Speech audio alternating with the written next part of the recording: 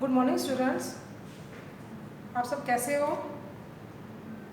आज हम पाठ हिंदी 1 का पाठ 4 कविता पढ़ेंगे।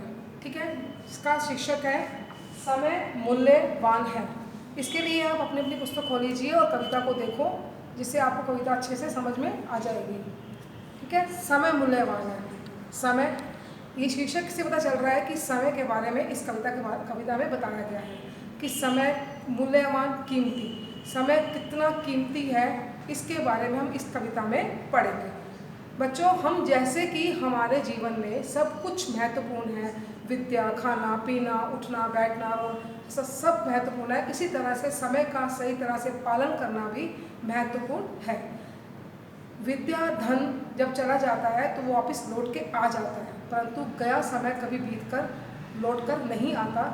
इसलिए समय के अनुसार आपको काम करना चाहिए। अपने सभी काम को समय से पूरा कर लेना चाहिए, क्योंकि जो समय है वो कभी आपके लिए बुरा रुकता है ना वापस आता है। ठीक है, समय की कीमत को समझने के लिए आप अपने काम को अपने शुरू बना सकते हैं कि मुझे किस तरह से कौन सा काम करना है, टाइम टेबल बना सकते हैं, तो इससे आपका समय कभी खराब नहीं होगा।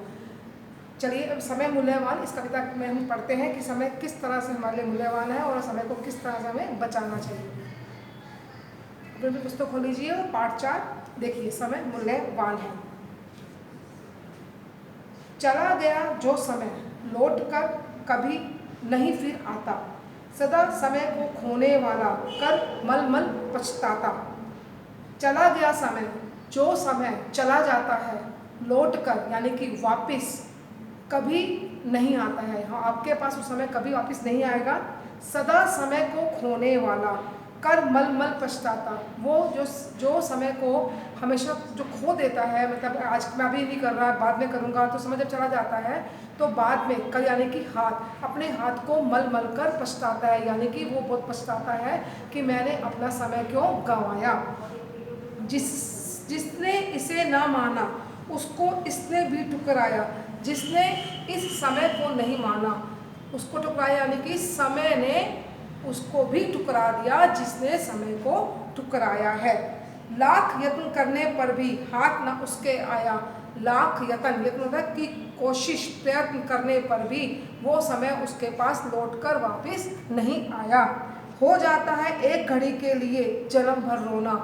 हो जाता है यानी कि एक समय ऐसा आता है कि जिसमें लगता है कि हम जीवन भर जैसे रोते हैं, उससे लगता है कि एक घड़ी ऐसी जीवन में आ जाती है कि हमें रोना आ जाता है कि हमने समय को क्यों गंवाया। ऐसा लगता है कि जीवन भर का रोना उसी घड़ी में पूरा हो गया है। समय बहुत ही मूल्यवान है, व्यर्थ कभी मत खोना।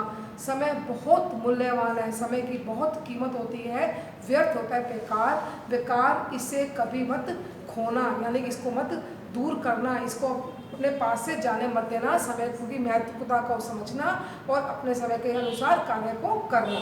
आगे देखो, दूसरा पैराग्राफ पढ़ रही हूँ। धन खो जाता श्रम करने से फिर मनुष्य है पाता। धन खो जाता यानी कि जब हमारा पैसा हमसे चला जाता है या हम गुम कर देते हैं या हमसे खत्म हो जाता है, तो श्रम करने से, श्रम होता है मेहनत, मेहनत करने से मनुष्य उसको वापिस से पा लेता है। स्वास्थ्य बिगड़ जाने पर उपचारों से है बन जाता।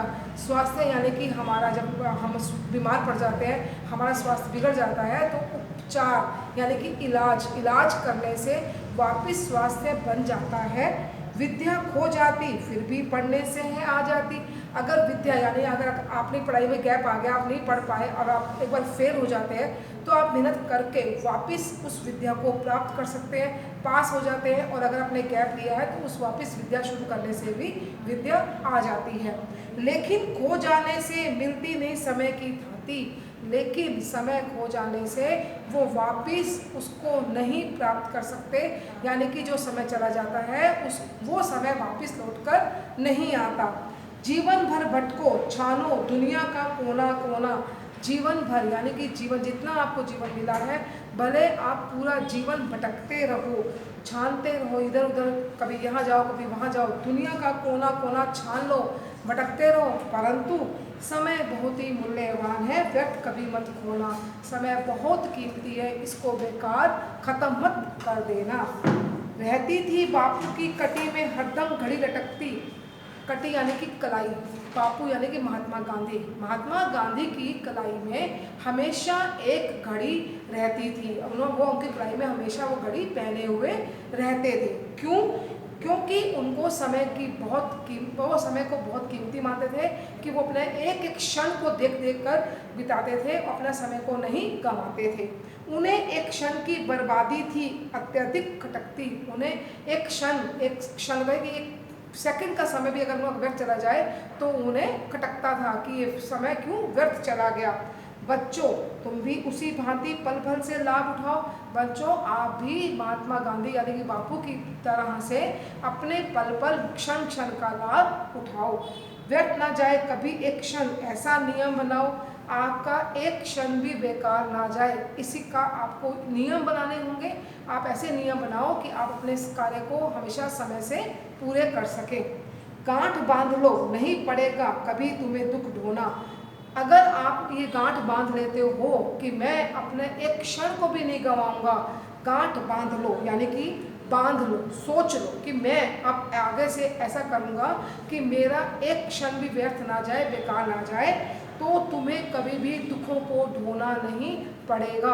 अगर आप इस चीज़ का निश्चय कर लो, दृढ़ निश्चय कर लो कि मैं अब कभी भी अपने समय को नहीं गंवाऊंगा और कभी भी समय को व्यर्थ नहीं जाने दूंगा, तो आपका काम हमेशा समय से पूरा होगा।